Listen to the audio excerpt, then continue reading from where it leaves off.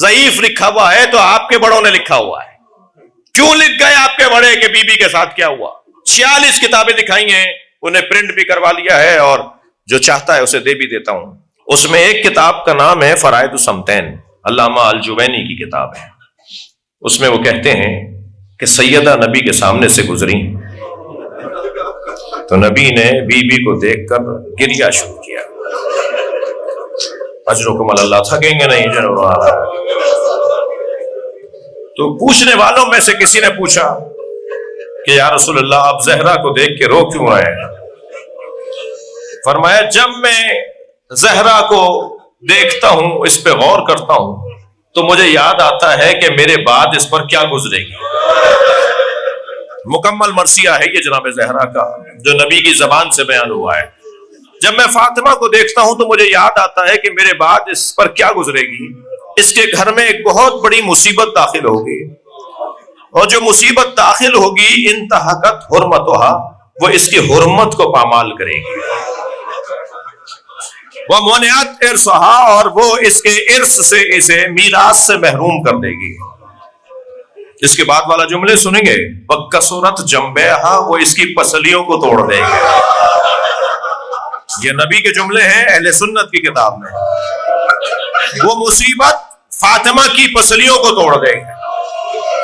بات یہاں نبی نے ختم نہیں کی, فرماتے ہیں وَإِسْقَطَتْ جَنِينُهَا, اس کے شکم میں اس کے بچے کو ماریں گے. وَهِيَ تُنَادِي يَا مُحَمَّدَ, اور جب اس کے ساتھ ایسا ہوگا تو یہ آوازیں دے گی یا محمد, بابا مجھے بچاؤ, بابا مجھے بچاؤ. تستغیث ولا تغاث, مدد کو پکارے گی, کوئی اس کی مدد نہیں کرے گا. میری بچی پکارتی رہے گی, کوئی اس کی مدد کرنے والا نہیں ہوگا. اجرکم اللہ. بہت رو لیے, گریہ ہو گیا.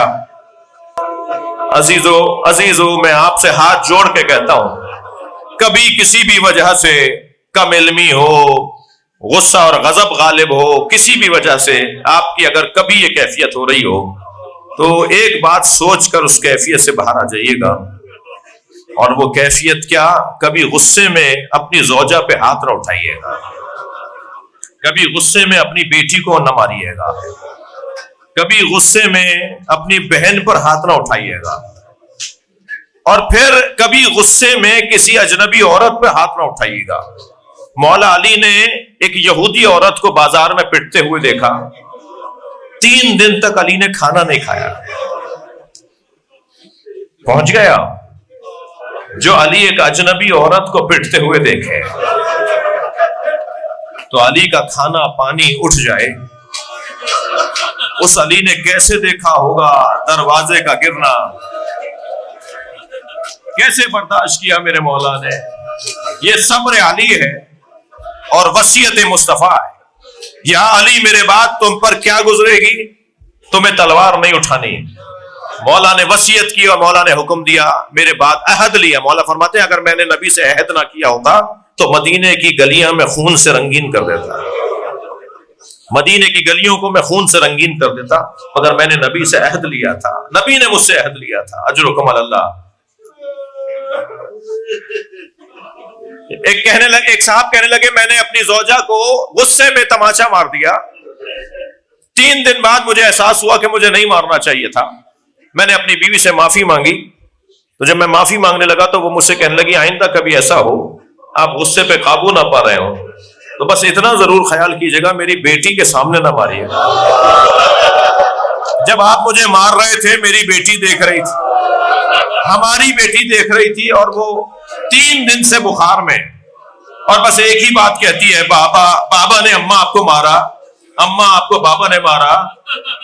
مولا امام حسن مدینے کی ایک گلی سے نہیں گزرتے تھے, جب وہ گلی آتی تھی نا امام حسن راستہ بدل لیتے تھے.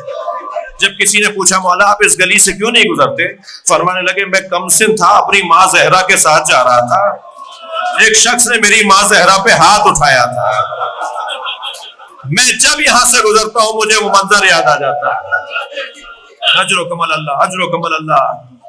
گریہ ہو گیا, مجلس مکمل ہو گئی.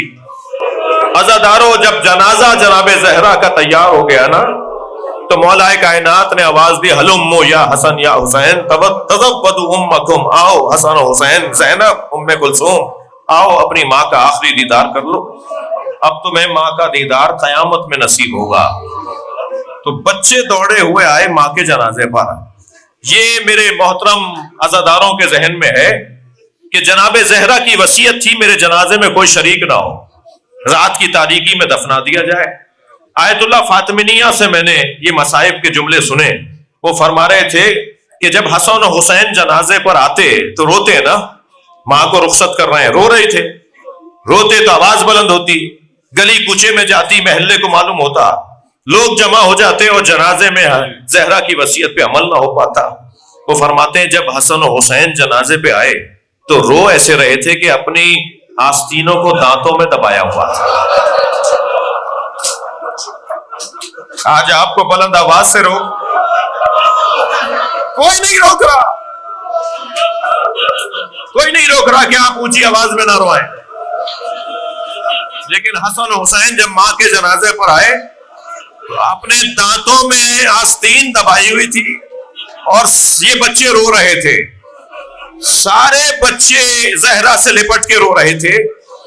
ان بچوں میں حسین مولا کہہ رہے تھے بابا میری ماں تو مجھے گلے لگاتی تھی۔